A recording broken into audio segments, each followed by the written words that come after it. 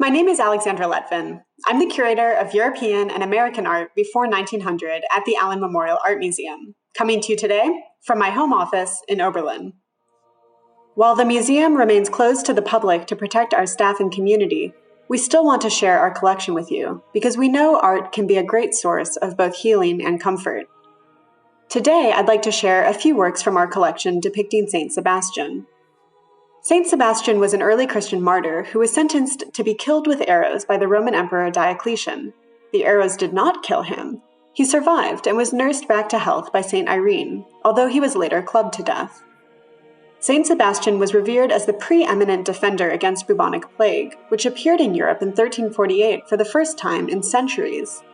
Until well into the 17th century, a cyclical series of epidemics appeared across the continent, often decimating between 1/3 to 1/2 of every population it affected. Because of his many wounds, Saint Sebastian's plight was associated with that of victims of the bubonic plague, who typically suffered horrible blisters all over their skin. This devotion to Saint Sebastian helps us understand this work, made around 1500 in Italy. This incredibly lifelike and nearly life-size sculpture would once have shown the saint pierced with countless arrows. These wounds were later filled, perhaps in the 19th century, but we can still see the blood trickling from them. I think it's compelling to imagine how a contemporary viewer might have taken comfort in contemplating and even touching these wounds in the hopes of healing or preventing illness.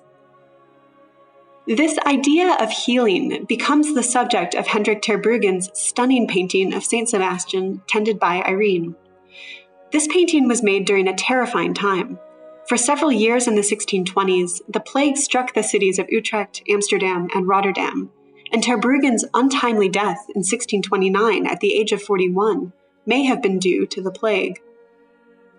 Looking at this painting in the midst of our current pandemic, I am most struck by the great tenderness and care demonstrated by Saint Irene as she cradles Sebastian.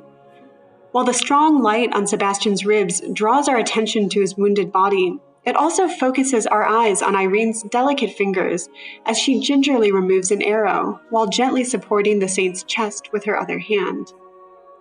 Right now, this painting also reminds me of the empathy and compassion that we should all show to each other, and it particularly reminds me of how grateful I am for our many friends and community members in the healthcare profession who are putting their own health in danger to show such generosity, empathy, and kindness to others.